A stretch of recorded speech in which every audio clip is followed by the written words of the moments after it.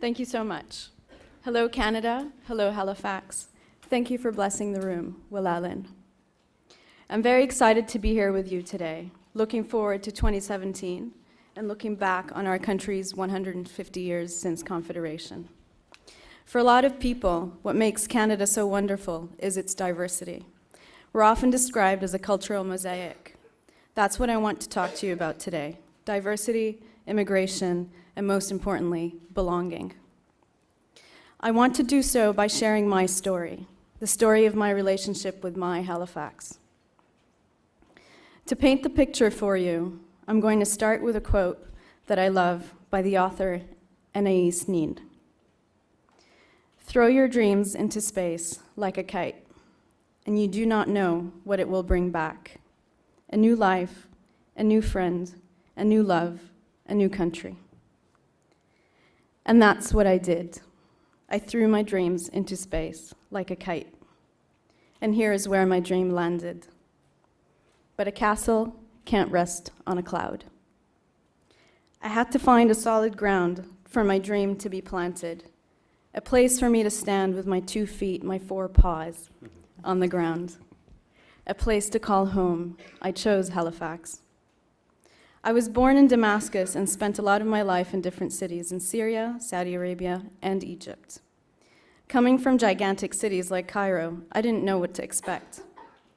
When I first arrived here 10 years ago, I felt a cold silence. It was a silence I haven't experienced in the past. Everything was quiet, even when noisy. Unfamiliar faces, voices, and places. I knew no one, not a soul, but I wanted to belong. Let me put you in my tiny shoes for a little bit. Belonging. Have you ever played Cranium or answered one of those IQ tests that ask you to identify the thing or item that doesn't belong to the group? Sometimes it feels like I'm living that game. But that can be a good thing, the feeling of not belonging. It pushes you to create change. It gives you a voice. Ownership. A place I called home had to feel like one, but it was difficult for an unfamiliar face to be accepted as one of our own. So I had to go out there to the community to make an unfamiliar face familiar.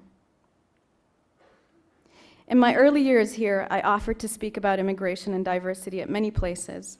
I volunteered my time and answered friendly and at times simplistic and repetitive questions. At one point, I had the urge to develop my own frequently asked questions pamphlet. But the more I spoke, the more I felt boxed and isolated as the other. Telling people what diversity meant to me wasn't enough. Constantly reminding new faces how my face, although not common, belongs here also wasn't enough.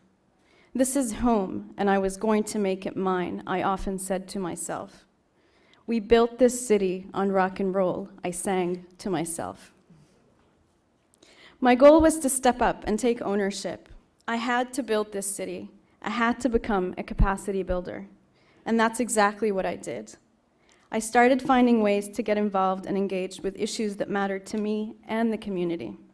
At the same time, I really wanted to push Halifax to become a warm and welcoming place. And as I did that, as I did my part to move Halifax forward, I felt myself move forward. The city opened up to me. When I walked down the street, I saw familiar faces and heard familiar voices. Suddenly, there was music in the air. I became a city builder. It didn't happen all at once. Sometimes it felt like it was all happening really slowly, but it happened. And I wanted to see it happen for others. I wanted everyone to feel like the city was made for them. I wanted their stories to become Halifax's stories. Storytelling, that's the key word, stories. Storytelling is a powerful thing. Every time you share a story with others, it becomes a part of you and a part of them. It's one of the most important and best ways to build community. And so my second goal was to enable people to step up and share their story. To truly understand diversity, I thought I needed to ask the community the question, What does diversity mean to you through your eyes? I wanted other unfamiliar faces to also share their story. I wanted to see it all from a grassroots perspective. So last year, the Fusion Halifax Immigration and Diversity Action Team launched the diversity photo contest, Express Yourself, Do It, Do. We wanted diversity to be a part of Halifax's story. And so we asked people to show us what the diversity they see in our city. The response was incredible. Suddenly, we had a pulse, a community pulse, that wanted to share the story of diversity in a Haligonian context. And from that pulse, we built some passionate momentum. We shared our story. It felt like we were uncovering this hidden story and telling it for the first time. But even better, it felt like we had ignited something, this desire to continue sharing and experiencing stories. As a result, my face started to become familiar, as well as others. My voice was heard. My community work and volunteering contributions were recognized. I paid my immigrant tax. I earned my place. Learning about diversity in Halifax is an ongoing process. Diversity should always be a part of our story, and it is something we need to celebrate and share. This year, we decided to run the contest again with a new theme, My Halifax is ... to emphasize the point of city ownership. Halifax belongs to everybody, but it means different things to different people. And this is what I'd like to understand this year. So over the past month, Fusion Halifax has been hosting its second diversity photo contest. We wanted people to show us their Halifax. We wanted to get people thinking about what makes Halifax their city. Again, the response was incredible. It showed us that people are hungry for this. They want to tell you their story. I think that taking ownership, complete ownership of your city is the only path to belonging.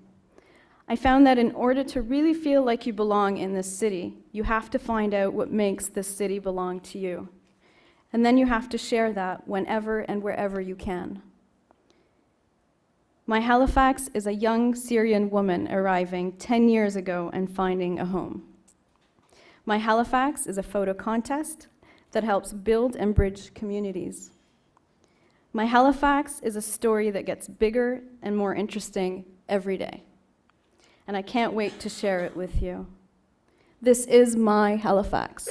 Yes, this is my Halifax. Today, 10 years later, I hear Halifax, I feel Halifax, and I dream Halifax.